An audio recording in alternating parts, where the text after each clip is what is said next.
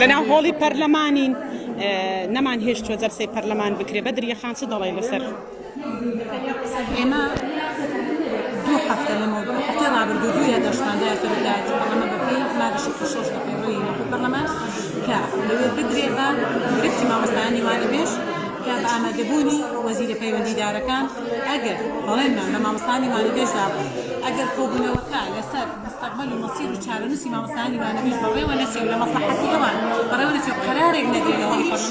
پەرلەمان حەق دەکەین بۆیە کۆبوونەوەکەمان ڕاگرت و نەمانش کۆبوونەوەکە بگابێت بەپێی پێڕەوی ناوخۆی پەرلەمانی کوردستان ئێمە داوامان کرد بۆ دەستەی سەرۆکایەتی پەرلەمان کۆبوونەوە لەسەر کێشەکانی خەڵک بەتابەت سوودکردنی وانەبێژان فەرمانبەرانی گرێبەزەکانی زانکۆ هاوڵە حکوومەت ئامادەبێت دەچی دەستەی سەرۆکایەتی پەرلەمان بە پێچەوانەی پێڕەوی ناوخۆی پەرلەمانەوە کاری کرد و حکوومەتی بانگهێشتی پەرلەمان نەکرد ئێمە ئامادە بزانین حکوومەت خۆی بە چییە خۆی بە دەوڵەتی دەزانێت لە پەرلەمان وەزیر چییە نەیەوێت تەنانەت بێت گفتوگۆی پێشەی خەڵکیشکا لە کاتێکا جەلسەکە نە جەلسەی وەرگرتنەوەی متمانەیە نە جەلسەی مسائلە و پرساندنە کەوە سەلاحێتی پەرلەمانیش سەلاحێتی پەرلەمانە لە سەد حاصل بۆیە ئێمە وەک ناڕەزاییە بەرامبەر بەو شێوە ڕاستەوەی دەستەی سەرۆکایەتی پەرلەمان دەست خۆش مامۆستا عومەر دەست خۆش بێ مامۆستا وەریامان چی دەڵێ لەسەر کۆبوونەوەی بەڕاستی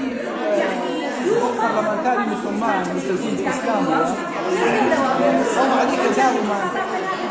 مامۆستایانی وانەبێژ دەستەشقانەکان کەچی وعدمان پێدا وتمان ئیلا جەلسەی پەرلەمان ئەبێ لەسەر مەسئولی ئێوە ئەمڕۆ ڕاستیەکەی میسرا تەلمیز دەکرێت ئێمە نەمانێت جەلسەی پەرلەمانمان ڕاگرتووە بۆ ڕامانگرتووە پەرلەمان ئەگەر نەتوانێت حکوومەت بانکە چ محتەوایەکی